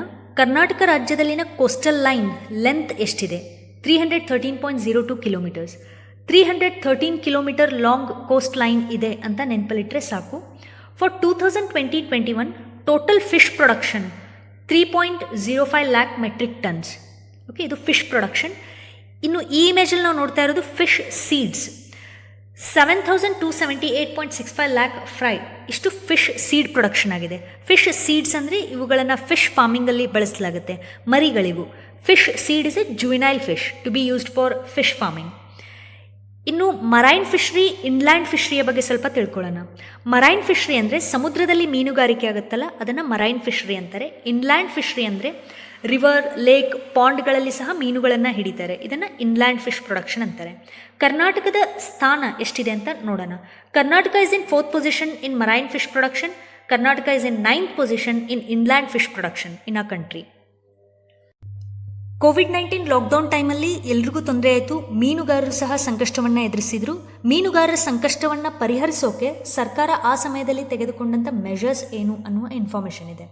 ಪ್ರತಿಯೊಬ್ಬ ಮೀನುಗಾರನಿಗೂ 3,000 ರೂಪಾಯಿಯ ಸಹಾಯಧನವನ್ನು ನೀಡಲಾಯಿತು ಕೋವಿಡ್-19 ಟೈಮಲ್ಲಿ. ಇದೊಂದು centrally sponsored scheme. Central, state government ಎರಡು ಗೌರ್ಮೆಂಟ್ಸ್ ಫಂಡ್ ರಿಲೀಸ್ ಮಾಡಿದೆ. 3,000 ರೂಪಾಯಿನ ಮೀನುಗಾರರಿಗೆ ನೀಡಲಾಗುತ್ತೆ. ಇನ್ನು ಫಿಶ್ರಿಗೆ ಸಂಬಂಧಪಟ್ಟ ಒಂದು ಸ್ಕೀಮ್ ಇದೆ ಇಲ್ಲಿ, ಪ್ರಧಾನಮಂತ್ರಿ ಮತ್ಸ್ಯ ಸಂಪದ ಯೋಜನಾ. ಮತ್ಸ್ಯ ಅಂದ್ರೆ fish. This was launched under Atmanirbhar Bharat. Under blue revolution and Pradhan Mantri Matsya Sampada Yojana proposal is submitted to central government to release additional amount of 3,960.90. ಮೀನುಗಾರಿಕೆಯ ಬಗ್ಗೆ ತಿಳ್ಕೊಂಡ್ವಿ. ಈಗ ಫುಡ್ ಆ್ಯಂಡ್ ನ್ಯೂಟ್ರಿಷನ್ ಬಗ್ಗೆ ತಿಳ್ಕೊಳ್ಳೋಣ. ಈಗ ಫಸ್ಟ್ 2 ಸ್ಲೈಡ್ಸಲ್ಲಿ ಇದಕ್ಕೆ ಸಂಬಂಧಪಟ್ಟ ಸ್ಕೀಮ್ಗಳ ಇನ್ಫಾರ್ಮೇಷನ್ ಇದೆ. It is essential to ensure food and nutritional security. ನಮ್ಮ ರಾಜ್ಯದಲ್ಲಿ 19,840 ಫೇರ್ ಪ್ರೈಸ್ ಶಾಪ್ಸ್ ಇವೆ, ನ್ಯಾಯಬೆಲೆ ಅಂಗಡಿಗಳಿವೆ. ಅನ್ನಭಾಗ್ಯ ಯೋಜನೆ ಬಗ್ಗೆ ತಾವೆಲ್ಲ ಕೇಳಿರ್ತೀರಿ. ರಾಜ್ಯ ಸರ್ಕಾರದ ಯೋಜನೆ ಇದು. ಕಾಂಗ್ರೆಸ್ ಸರ್ಕಾರ ಇದ್ದಾಗ ಅನ್ನಭಾಗ್ಯ ಯೋಜನೆ ಜಾರಿಗೆ ಬರುತ್ತೆ. ಈ ಒಂದು ಯೋಜನೆಯಡಿ ಬಡವರಿಗೆ ಫುಡ್ ಗ್ರೇನ್ಸ್ನ ಡಿಸ್ಟ್ರಿಬ್ಯೂಟ್ ಮಾಡಲಾಗುತ್ತೆ. ಈ ಅನ್ನಭಾಗ್ಯ ಯೋಜನೆಯನ್ನು ನ್ಯಾಷನಲ್ ಫುಡ್ ಸೆಕ್ಯೂರಿಟಿ ಆ್ಯಕ್ಟ್ 2013 ಒಟ್ಟಿಗೆ ಕಂಬೈನ್ ಮಾಡಲಾಗಿದೆ. ಉದ್ದೇಶ ಇಷ್ಟೇ, ಹಂಗರ್ ಫ್ರೀ ಸ್ಟೇಟ್, ಹಸಿವು ಮುಕ್ತ ರಾಜ್ಯವನ್ನಾಗಿಸುವುದು ಅನ್ನಭಾಗ್ಯ ಯೋಜನೆಯ ಉದ್ದೇಶ. ಇನ್ನು ಪ್ರಯಾರಿಟಿ ಹೌಸ್ ಹೋಲ್ಡ್, ಈಗ ರೇಷನ್ ಕಾರ್ಡ್ಗಳ ಮೇಲೆ PHH ಪ್ರಯಾರಿಟಿ ಹೌಸ್ ಹೋಲ್ಡ್ ಅಂತ ಬರ್ತಿರುತ್ತೆ. ಈ ಥರದ ರೇಷನ್ ಕಾರ್ಡ್ ಹೊಂದಿರೋರಿಗೆ 7 kg ಆಹಾರ ಧಾನ್ಯಗಳನ್ನು ನೀಡಲಾಗುತ್ತೆ. ಅಂತ್ಯೋದಯ ಅನ್ನ ಯೋಜನೆ ಅಡಿ 35 kgಯಷ್ಟು ಆಹಾರ ಧಾನ್ಯಗಳನ್ನ ಫ್ರೀ ಆಫ್ ಕಾಸ್ಟ್ ಉಚಿತವಾಗಿ ನೀಡಲಾಗುತ್ತೆ. ಇನ್ನು ಪಡಿತರ ಖಾತರಿ ಸ್ಕೀಮ್. ಪಡಿತರ ಖಾತರಿ ಸ್ಕೀಮ್ ಅಡಿಯಲ್ಲಿ ಆಹಾರ ಧಾನ್ಯಗಳನ್ನು ಪ್ರತಿ ತಿಂಗಳ ಮೊದಲನೆಯ ದಿನ ನೀಡಲಾಗುತ್ತೆ, ಡಿಸ್ಟ್ರಿಬ್ಯೂಟ್ ಮಾಡ್ತಾರೆ. ಇನ್ನು ಅನ್ನಭಾಗ್ಯ ಯೋಜನೆ ಅಡಿ ತಮಗೇನಾದರೂ ಕಂಪ್ಲೇಂಟ್ಸ್ ಇದ್ದರೆ ತಾವು ಟೋಲ್ ಫ್ರೀ ನಂಬರ್ಗೆ ಕಾಲ್ ಮಾಡಿ ಕಂಪ್ಲೇಂಟ್ ನೀಡಬಹುದು. ಆಹಾರವಾಣಿ ಅಂತ ಟೋಲ್ ಫ್ರೀ ನಂಬರ್ ಆಹಾರವಾಣಿ 1967 ಅಥವಾ 180042593339 ಈ ನಂಬರ್ಗೆ ಕಾಲ್ ಮಾಡಿ ಕಂಪ್ಲೇಂಟ್ ನೀಡಬಹುದು. ಇನ್ನು ಅನ್ನಭಾಗ್ಯ ಅದಾಲತ್ ಅಂತ ಸಹ ಇಂಟ್ರೊಡ್ಯೂಸ್ ಮಾಡಿದ್ದಾರೆ. ಅದಾಲತ್ ಅನ್ನೋದು ಹಿಂದಿ ವರ್ಡ್, ಇದನ್ನು ನ್ಯಾಯಾಲಯ ಅಂತ ಹೇಳ್ತಾರೆ. ಪಬ್ಲಿಕ್ ಗ್ರೀವಿಯನ್ಸ್ನ ಅಡ್ರೆಸ್ ಮಾಡೋದಕ್ಕೆ, ಅಂದರೆ ಪಬ್ಲಿಕ್ನ ಕುಂದುಕೊರತೆಗಳನ್ನು ನಿವಾರಿಸೋಕೆ ಅನ್ನಭಾಗ್ಯ ಅದಾಲತ್ 2014ನೇ ಇಸ್ವಿನಲ್ಲಿ ಇಂಟ್ರೊಡ್ಯೂಸ್ ಮಾಡ್ತಾರೆ. ಇನ್ನು department of food and civil supplies has digitised database of all ration cards. Ration cards ಎಲ್ಲ ಈಗ ಡೇಟಾಬೇಸಲ್ಲಿ ಅವೈಲೇಬಲ್ ಇದೆ, ಡಿಜಿಟಲೈಸ್ ಮಾಡಿದ್ದಾರೆ. ಈ ಸ್ಲೈಡಲ್ಲಿ NFHS 5 ರಿಪೋರ್ಟ್ ಬಗ್ಗೆ ಇನ್ಫಾರ್ಮೇಷನ್ ಇದೆ. NFHS ಅಂದರೆ national family health survey 5 report. ಈ ವರದಿಯ ಪ್ರಕಾರ ನಮ್ಮ ರಾಜ್ಯದಲ್ಲಿ ಅಪೌಷ್ಟಿಕತೆ ತುಂಬ ಜಾಸ್ತಿ ಇದೆ. ರಾಜ್ಯ ಸರ್ಕಾರ ಇದನ್ನು ಗಂಭೀರವಾಗಿ ಪರಿಗಣಿಸಬೇಕಾಗತ್ತೆ. ಅಂಡರ್ವೇಟ್ ಕಿಡ್ಸ್ ಹೆಚ್ಚಾಗಿ ಇರೋದು ಕಲಬುರಗಿ ಜಿಲ್ಲೆಯಲ್ಲಿ. ಅಂಡರ್ವೇಟ್ ಅಂದರೆ ತೂಕ ಕಡಿಮೆ ಇರುವಂಥ ಮಕ್ಕಳು, ಅವರ ಏಜ್ಗೆ ತಕ್ಕನಾದ ತೂಕ ಇಲ್ಲ. ಕಲಬುರಗಿಯಲ್ಲಿ 56.6% ಮಕ್ಕಳು ಅಂಡರ್ವೇಟ್ ಇದ್ದಾರೆ. 2ನೇ ಸ್ಥಾನದಲ್ಲಿ ಬಳ್ಳಾರಿ ಇದೆ. ಬಳ್ಳಾರಿಯಲ್ಲಿ ಸಹ ಅಂಡರ್ವೇಟ್ ಕಿಡ್ಸ್ ಇರೋದು. ನಂತರ ಯಾದಗಿರಿ, ಕೊಪ್ಪಳ ಮತ್ತು ಬಾಗಲಕೋಟೆ. ಕಲಬುರಗಿಯಲ್ಲಿ ಅತಿ ಹೆಚ್ಚು ಅಂಡರ್ವೇಟ್ ಕಿಡ್ಸ್ ಇರೋದನ್ನು ನೆನಪಲ್ಲಿಡಬೇಕು. ಈ ಸೀಕ್ವೆನ್ಸನ್ನು ನೆನಪಲ್ಲಿಟ್ಟರೆ ಉತ್ತಮ. ನೆಕ್ಸ್ಟ್ ವೇಸ್ಟೆಡ್ ಕಿಡ್ಸ್ ಅಂದರೆ ಹೈಟಿಗೆ ತಕ್ಕನಾದ ವೇಟ್ ಇರೋದಿಲ್ಲ, ಅಂಥ ಮಕ್ಕಳನ್ನು ವೇಸ್ಟೆಡ್ ಕಿಡ್ಸ್ ಅಂತ ಹೇಳ್ತಾರೆ. ಈ ತರಹದ ಮಕ್ಕಳ ಸಂಖ್ಯೆ ಹೆಚ್ಚಾಗಿ ಇರೋದು ರಾಯಚೂರು ಜಿಲ್ಲೆಯಲ್ಲಿ. 2ನೇ ಸ್ಥಾನದಲ್ಲಿ ಬೀದರ್ ಇದೆ. 3ನೇ ಸ್ಥಾನದಲ್ಲಿ ವಿಜಯಪುರ, ನಂತರ ಹಾಸನ್ ಮತ್ತು ಬೆಳಗಾವಿ. ವೇಸ್ಟೆಡ್ ಕಿಡ್ಸ್ ಹೈಟಿಗೆ ತಕ್ಕನಾದಂಥ ವೇಟ್ ಇರೋದಿಲ್ಲ ಮಕ್ಕಳಲ್ಲಿ. ರಾಯಚೂರಲ್ಲಿ ಈ ತರಹದ ಮಕ್ಕಳ ಸಂಖ್ಯೆ ಹೆಚ್ಚಿದೆ. ಇನ್ನು ಸ್ಟಂಟೆಡ್ ಕಿಡ್ಸ್ ಅಂದರೆ ಅವರ ಏಜಿಗೆ ತಕ್ಕನಾದ ಹೈಟ್ ಇರೋದಿಲ್ಲ. ಹೈಟ್ ಅಂದರೆ ಕುಳ್ಳಗಿರ್ತಾರೆ, ಸ್ಟಂಟೆಡ್ ಕಿಡ್ಸ್ ಅಂತ ಹೇಳ್ತಾರೆ. ಈ ತರಹದ ಮಕ್ಕಳ ಸಂಖ್ಯೆ ಹೆಚ್ಚಾಗಿ ಕಂಡುಬರೋದು ಕೊಪ್ಪಳ ಜಿಲ್ಲೆಯಲ್ಲಿ. ನಂತರ ಯಾದಗಿರಿ, ಕಲಬುರ್ಗಿ ಮತ್ತು ಬಳ್ಳಾರಿ, ಬಾಗಲಕೋಟೆ. ಸ್ಟಂಟೆಡ್ ಕಿಡ್ಸ್ ಜಾಸ್ತಿ ಇರೋದು ಕೊಪ್ಪಳದಲ್ಲಿ. ಅಂಡರ್ ವೇಟ್ ಕಿಡ್ಸ್ ಜಾಸ್ತಿ ಇರೋದು ಕಲಬುರ್ಗಿ ಡಿಸ್ಟಿಕಲ್ಲಿ. ವೇಸ್ಟೆಡ್ ಕಿಡ್ಸ್ ಜಾಸ್ತಿ ಇರೋದು ರಾಯಚೂರು ಡಿಸ್ಟಿಕಲ್ಲಿ. ಸ್ಟಂಟೆಡ್ ಕಿಡ್ಸ್ ಜಾಸ್ತಿ ಕಂಡುಬರೋದು ಕೊಪ್ಪಳ ಡಿಸ್ಟಿಕಲ್ಲಿ. ಈ ಸ್ಲೈಡಲ್ಲಿ ಕರ್ನಾಟಕ ರಾಜ್ಯವನ್ನು ಇತರೆ ದಕ್ಷಿಣ ಭಾರತದ ರಾಜ್ಯಗಳೊಂದಿಗೆ ಕಂಪೇರ್ ಮಾಡಿದ್ದಾರೆ. ವೇಸ್ಟೆಡ್ ಕಿಡ್ಸ್ ಜಾಸ್ತಿ ಕಂಡುಬರೋದು ಕರ್ನಾಟಕದಲ್ಲಿ, ನಂತರ ತಮಿಳುನಾಡು, ಕೇರಳ, ತೆಲಂಗಾಣ, ಆಂಧ್ರ ಪ್ರದೇಶ್ ಬರುತ್ತೆ. ವೇಸ್ಟೆಡ್ ಕಿಡ್ಸ್ ಅಂದರೆ ಹೈಟಿಗೆ ತಕ್ಕನಾದಂಥ ವೇಟ್ ಇರೋದಿಲ್ಲ. ಅಂಡರ್ ವೇಟ್ ಇರುವಂಥ ಕಿಡ್ಸ್ ಕರ್ನಾಟಕದಲ್ಲೇ ಇರೋದು. ಸ್ಟಂಟೆಡ್ ಕಿಡ್ಸ್ ಇರೋದು ಕರ್ನಾಟಕದಲ್ಲೇ ಅತಿ ಹೆಚ್ಚು. ಅನಿಮಿಕ್ ಕಿಡ್ಸ್ ಅಥವಾ ರಕ್ತಹೀನತೆ ಹೊಂದಿರುವಂಥವರ ಮಕ್ಕಳ ಸಂಖ್ಯೆ, ರಕ್ತಹೀನತೆ ಇರುವಂಥ ಮಕ್ಕಳ ಸಂಖ್ಯೆ ಸಹ ಕರ್ನಾಟಕ ರಾಜ್ಯದಲ್ಲೇ ಜಾಸ್ತಿ ಇದೆ. ಪೋಸ್ಟ್ ನಿಯೋನಾಟಲ್ ಮಾರ್ಟಾಲಿಟಿ ಅಥವಾ ಪ್ರಸವ ಪೂರ್ವ ಮರಣ ಅಂತ ಹೇಳ್ತಾರೆ, ಇದು ಅಪೌಷ್ಟಿಕತೆಯಿಂದಾನೇ ಆಗುತ್ತೆ. ಈ ಒಂದು ವಿಚಾರದಲ್ಲಿ ನಾವು 2ನೇ ಸ್ಥಾನದಲ್ಲಿದ್ದೀವಿ. ಮಿಕ್ಕ ಎಲ್ಲ ವಿಚಾರದಲ್ಲೂ ನಾವು 1ನೇ ಸ್ಥಾನದಲ್ಲೇ ಇದ್ದೀವಿ. ಮತ್ತು ಶಿಶು ಮರಣ, ಇನ್ಫ್ಯಾಂಟ್ ಮಾರ್ಟಾಲಿಟಿ, ಈ ವಿಷಯದಲ್ಲಿ ನಾವು 3ನೇ ಸ್ಥಾನದಲ್ಲಿದ್ದೀವಿ. ದಕ್ಷಿಣ ಭಾರತದ ರಾಜ್ಯಗಳೊಟ್ಟಿಗೆ ಕಂಪೇರ್ ಮಾಡಿದಾಗ ಬರುವಂಥ ರ್ಯಾಂಕಿಂಗ್ ಇದು. ಓಕೆ, ಸೊ ಇಲ್ಲಿ ಒಟ್ಟಾರೆ ಏನು ಹೇಳೋದಂದರೆ ದಕ್ಷಿಣ ರಾಜ್ಯಗಳಲ್ಲಿ ಕರ್ನಾಟಕದಲ್ಲಿ ಅಪೌಷ್ಟಿಕತೆ ಮತ್ತು ರಕ್ತಹೀನತೆ ಹೆಚ್ಚಿದೆ. Covered under agriculture, allied sectors and food security, monsoon, agriculture area and production, PM Kisan and PM Kisan Karnataka scheme, one taluk, one crop, watershed development, agriculture marketing. Under this we studied about APMCs and online trading system. Then horticulture, animal husbandry and dairy development, fisheries, food and nutrition. Now let's move to the next topic, that is natural resources and environment, ನೈಸರ್ಗಿಕ ಸಂಪನ್ಮೂಲಗಳು ಮತ್ತು ಪರಿಸರದ ಬಗ್ಗೆ. Please pause the video and try to answer this question. 2 statements are given here. You have to find the right option among these. Statement 1 says Tamil Nadu has highest forest cover among southern states. Statement 2 says 26% of Karnataka state's geographical area is covered by forest. Statement 1 is wrong. Tamil Nadu is not having highest forest cover. Kerala state has highest forest cover among southern states. And statement 2 is also wrong because 22% of Karnataka state's geographical area is covered by forest, not 26%. Answer is 22%. ದಕ್ಷಿಣ ಭಾರತದ ರಾಜ್ಯಗಳ ಪೈಕಿ ಕೇರಳ ರಾಜ್ಯದಲ್ಲಿ ಅತಿ ಹೆಚ್ಚು forest cover ಇರೋದು ಮತ್ತು ನಮ್ಮ ಕರ್ನಾಟಕ ರಾಜ್ಯದ ಒಟ್ಟು ಭೂಪ್ರದೇಶ ಎಷ್ಟಿದೆಯೋ ಅದರ 22% ಮಾತ್ರ ಫಾರೆಸ್ಟ್ ಕವರ್ ಇರೋದು. ಬಟ್ ಇಲ್ಲಿ 26% ಅಂತ ಕೊಟ್ಟಿದ್ದಾರೆ, ಇದು ರಾಂಗ್. 22% ಫಾರೆಸ್ಟ್ ಕವರ್ ಇದೆ ಅನ್ನೋದನ್ನು ನೆನಪಲ್ಲಿಡಿ ನಮ್ಮ ರಾಜ್ಯದಲ್ಲಿ. ಇದನ್ನು ಪ್ರೀವಿಯಸ್ ಇಯರ್ ಎಕ್ಸಾಮಲ್ಲಿ ಸಹ ಕೇಳಿದ್ರು, ಮುಂದೆ ಸಹ ಕೇಳುವ ಸಾಧ್ಯತೆ ಇದೆ. Please remember, Kerala has highest forest cover to its total area. Kerala has highest forest cover to its total area and Karnataka is in 3rd position. Karnataka's geographical area constitutes 5.83% of India's geographical area. This point is very important. Bharat ದೇಶದ ಒಟ್ಟು ಭೂಪ್ರದೇಶ ಎಷ್ಟಿದೆಯೋ ಅದರ 5.83% ಕರ್ನಾಟಕ ರಾಜ್ಯದ್ದಿದೆ. ಇನ್ನು ಭೂ ಬಳಕೆಯ ವಿಚಾರದಲ್ಲಿ ನಮ್ಮ ರಾಜ್ಯದಲ್ಲಿ ಅತಿ ಹೆಚ್ಚು ಭೂ ಬಳಕೆ ಆಗಿರೋದು ಕೃಷಿಗೆ ಅಂತ 2ನೇ ಸ್ಥಾನದಲ್ಲಿ ಅರಣ್ಯ ಪ್ರದೇಶ. Forest accounts for the 2nd largest land use after agriculture and it place significant role in achieving environmental goals. ಇನ್ನು ಈ ಒಂದು ಬಾಕ್ಸಲ್ಲಿ ಕಳೆದ ವರ್ಷ ಎಷ್ಟು ಪ್ಲಾಂಟಿಂಗ್ ಮಾಡಲಾಯಿತು, ಎಷ್ಟು ಹೆಕ್ಟರ್ ಪ್ರದೇಶದಲ್ಲಿ ಅನ್ನುವಂಥ ಇನ್ಫಾರ್ಮೇಷನ್ ಇದೆ. Karnataka state has 5 national parks, 33 wildlife sanctuaries, 14 conservation reserves and 1 community reserve. See, this community reserve are like migration corridors between established national parks and wildlife sanctuaries. ಈ ಬಾಕ್ಸಲ್ಲಿ ಕೊಟ್ಟಿರುವಂಥ ಇನ್ಫಾರ್ಮೇಷನನ್ನು ನೆನಪಲ್ಲಿಡಬೇಕು. ವೈಲ್ಡ್ ಲೈಫ್ ಸ್ಯಾಂಕ್ಚುರೀಸ್ ಅಂದರೆ ಕನ್ನಡದಲ್ಲಿ ವನ್ಯಜೀವಿ ಅಭಯಾರಣ್ಯಗಳು. ನಮ್ಮ ರಾಜ್ಯದಲ್ಲಿ 33 ವನ್ಯಜೀವಿ ಅಭಯಾರಣ್ಯಗಳಿವೆ, 14 ಸಂರಕ್ಷಣಾ ಮೀಸಲುಗಳಿವೆ, 1 ಸಮುದಾಯ ಮೀಸಲಿದೆ, 5 ನ್ಯಾಷನಲ್ ಪಾರ್ಕ್ಸ್ ಇವೆ ನಮ್ಮ ರಾಜ್ಯದಲ್ಲಿ, ಅಂದರೆ ರಾಷ್ಟ್ರೀಯ ಉದ್ಯಾನವನಗಳು. As per 2017 elephant population estimation, there are 6,049 elephants in Karnataka state, which constitutes 25% of country's elephant population. ಇಡೀ ಭಾರತ ದೇಶದಲ್ಲಿ ಒಟ್ಟು ಎಷ್ಟು ಆನೆಗಳಿವೆಯೋ ಅದರ 25% ನಮ್ಮ ಕರ್ನಾಟಕ ರಾಜ್ಯದಲ್ಲಿ ಇರೋದು. ಈ ಪರ್ಸೆಂಟೇಜನ್ನು ನೆನಪಲ್ಲಿಡಿ. ಇನ್ನು ಟೈಗರ್ ಪಾಪ್ಯುಲೇಷನ್, ಕರ್ನಾಟಕ ರಾಜ್ಯದಲ್ಲಿ 524 ಹುಲಿಗಳಿವೆ, ಹುಲಿಗಳ ಸಂಖ್ಯೆ ಇದು. ಇದು 2nd highest tiger population in the country. Karnataka ರಾಜ್ಯ 2ನೇ ಸ್ಥಾನದಲ್ಲಿದೆ. 1ನೇ ಸ್ಥಾನದಲ್ಲಿ ಮಧ್ಯಪ್ರದೇಶ ಇರೋದು. ಮಧ್ಯಪ್ರದೇಶದಲ್ಲಿ ಹೆಚ್ಚು ಹುಲಿಗಳ ಸಂಖ್ಯೆ ಇದೆ.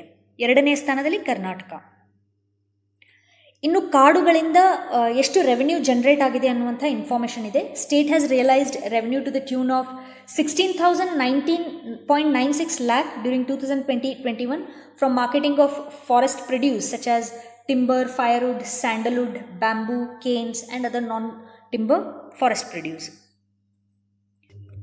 Next subtopic is Karnataka State Pollution Control Board ಅಥವಾ ಮಾಲಿನ್ಯ ನಿಯಂತ್ರಣ ಮಂಡಳಿ. ಹೆಸರಲ್ಲೇ ಇದೆ, ಮಾಲಿನ್ಯವನ್ನು ನಿಯಂತ್ರಿಸೋಕೆ ಈ ಮಂಡಳಿಯನ್ನು ಸ್ಥಾಪಿಸಲಾಗಿದೆ. ಕರ್ನಾಟಕ ರಾಜ್ಯದಲ್ಲಿ ಏರ್ ಕ್ವಾಲಿಟಿ ಮತ್ತು ವಾಟರ್ ಕ್ವಾಲಿಟಿಯನ್ನು ಮಾನಿಟರ್ ಮಾಡುತ್ತೆ ಈ board. This board established air care cell to monitor the online emission or effluent parameters on continuous basis and send alerts to the industries. ಕಳೆದ ವರ್ಷ ಕೋವಿಡ್-19 ಸಿಚುವೇಶನ್ ಇತ್ತು. ಈ ಒಂದು ಬೋರ್ಡ್ ಡಿಜಿಟಲ್ ಕ್ಯಾಂಪೇನ್ನ ನಡೆಸುತ್ತೆ. ಈ ಕ್ಯಾಂಪೇನ್ನ ಮೂಲಕ ಜನರಿಗೆ ಅರಿವನ್ನು ಮೂಡಿಸುತ್ತೆ.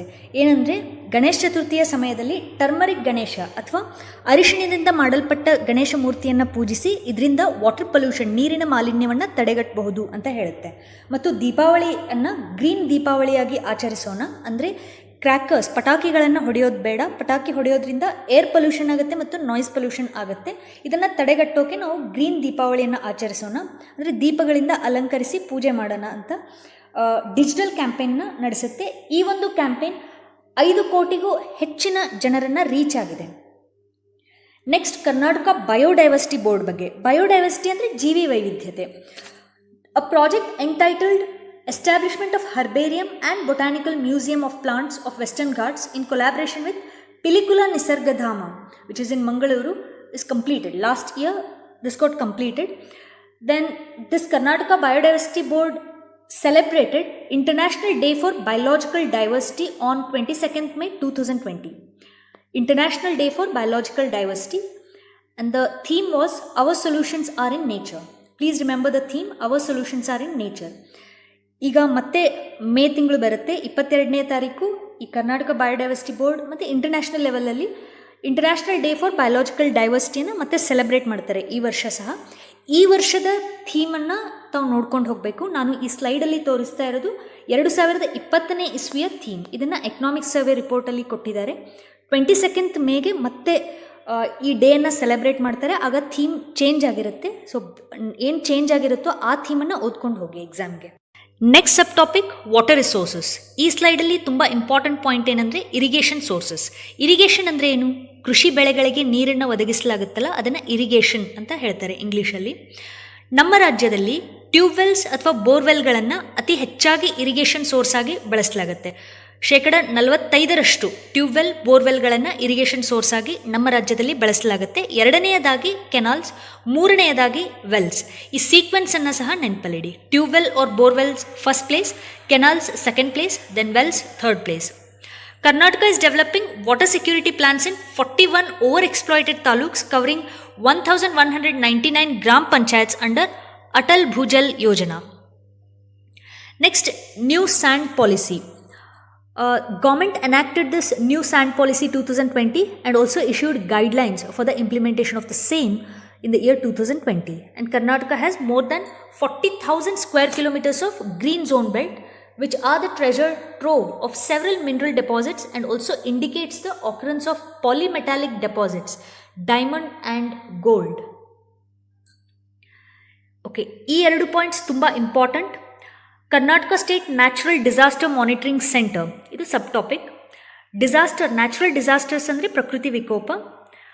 ಒಂದು ಮೊಬೈಲ್ ಅಪ್ಲಿಕೇಶನನ್ನು ಬಿಡುಗಡೆ ಮಾಡಿದ್ರು. ಅದರ ಹೆಸರು ಬೆಂಗಳೂರು ಮೇಘ ಸಂದೇಶ. ಇದು ದೇಶದಲ್ಲೇ ಮೊದಲ ಯತ್ನ. ಮಳೆ, ತಾಪಮಾನ, ಪ್ರವಾಹ ಸ್ಥಳದ ಮಾಹಿತಿಗಳ ಮುನ್ಸೂಚನೆ 24/7 ಬೆಂಗಳೂರು ಮೇಘ ಸಂದೇಶ ಆ್ಯಪ್ನಲ್ಲಿ ಸಿಗಲಿದೆ. ಇನ್ನು ಒಂದು ಹೆಲ್ಪ್ ಡೆಸ್ಕ್ನ ಸಹ ಇಂಟ್ರೊಡ್ಯೂಸ್ ಮಾಡಿದ್ದಾರೆ. ಅದರ ಹೆಸರು ವರುಣ ಮಿತ್ರ. ಇದರಿಂದ ಫಾರ್ಮರ್ಸ್ ಅಥವಾ ರೈತರಿಗೆ ತುಂಬ ಸಹಾಯ ಆಗುತ್ತೆ. ಮಳೆ ಮುನ್ಸೂಚನೆಯನ್ನು ನೀಡಲಾಗುತ್ತೆ ವರುಣ ಮಿತ್ರ ಒಂದು ಹೆಲ್ಪ್ ಡೆಸ್ಕ್ ಮೂಲಕ. Topics covered under natural resources and environment. ಈ ಒಂದು ಟಾಪಿಕ್ ಅಡಿಯಲ್ಲಿ ಓದಿದಂಥ ಸಬ್ ಟಾಪಿಕ್ಸ್ ಇವು. ಕರ್ನಾಟಕ ರಾಜ್ಯದಲ್ಲಿನ ಫಾರೆಸ್ಟ್ ಕವರ್ ಬಗ್ಗೆ ತಿಳ್ಕೊಂಡ್ವಿ. ಹುಲಿ ಮತ್ತು ಆನೆಗಳ ಸಂಖ್ಯೆ ಎಷ್ಟಿದೆ ನಮ್ಮ ರಾಜ್ಯದಲ್ಲಿ ಅಂತ ತಿಳ್ಕೊಂಡ್ವಿ. Karnataka state pollution control board, Karnataka biodiversity board, irrigation sources ಬಗ್ಗೆ ತಿಳ್ಕೊಂಡ್ವಿ. ಬೆಂಗಳೂರು ಮೇಘ ಸಂದೇಶ ಆ್ಯಪ್ ಮತ್ತು 24/7 interactive help desk Varuna Mitra ಬಗ್ಗೆ ಸಹ ತಿಳ್ಕೊಂಡ್ವಿ. Now let's move to the last topic in this video, industry. Karnataka ರಾಜ್ಯದಲ್ಲಿ ಅನೇಕ ಇಂಡಸ್ಟ್ರಿಗಳಿವೆ, ಬಟ್ ಬಹಳ ಮುಖ್ಯವಾಗಿ electrical and electronics, information and communication technology, biotechnology and nano technology, ಈ ಇಂಡಸ್ಟ್ರೀಸಿಂದ ಆರ್ಥಿಕ ಅಭಿವೃದ್ಧಿ ಆಗ್ತಾ ಇದೆ ನಮ್ಮ ರಾಜ್ಯದಲ್ಲಿ. ಇವು ಪ್ರಮುಖ ಇಂಡಸ್ಟ್ರಿಗಳು.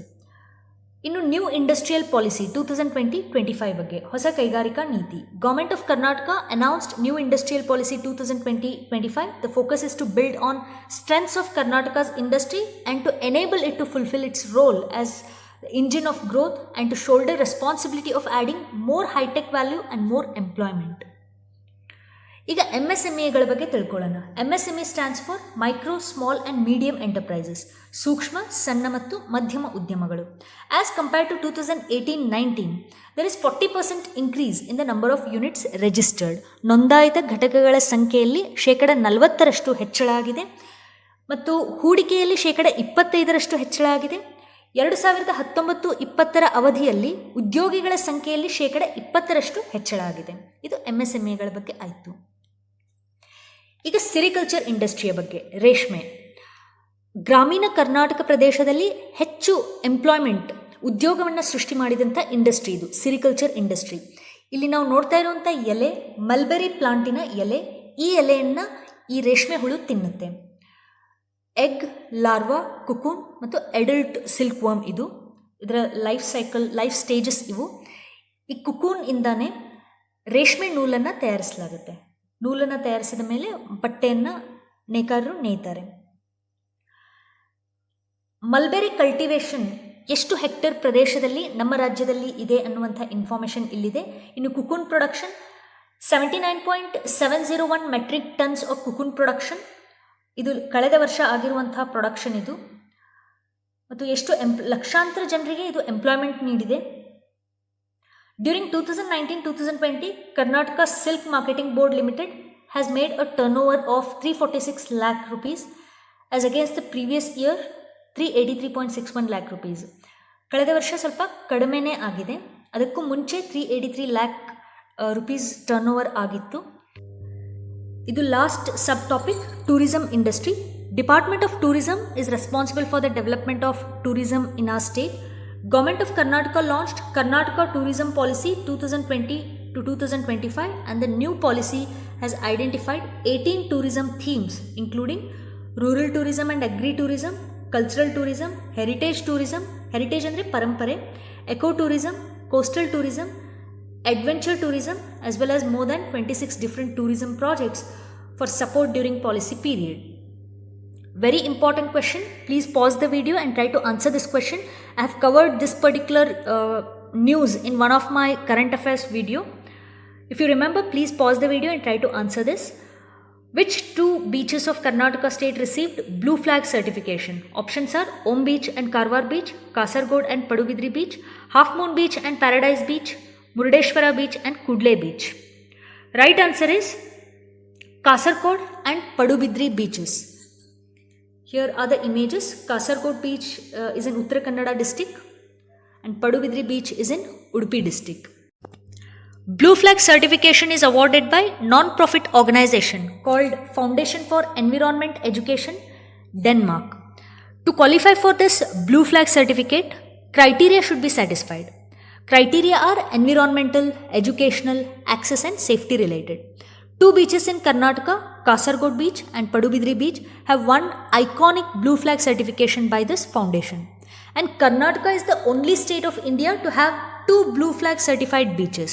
This point is important. And one more point, Karnataka is the first state to prepare COVID-19 exit strategy for tourism sector. Okay, under industrial sector, we covered these subtopics. Karnataka state's new industrial policy 2020-2025. MSMEs, we studied about sericulture industry and tourism industry. Okay, the lecture ends here. In this particular video titled Economic Survey of Karnataka 2021 Part 2, we have covered these 5 topics: rural development, urban development, agriculture and allied sectors, natural resources and environment, industry. Next part will be uploaded soon. I have already mentioned economic survey comes in 4 parts. Thank you. All the best.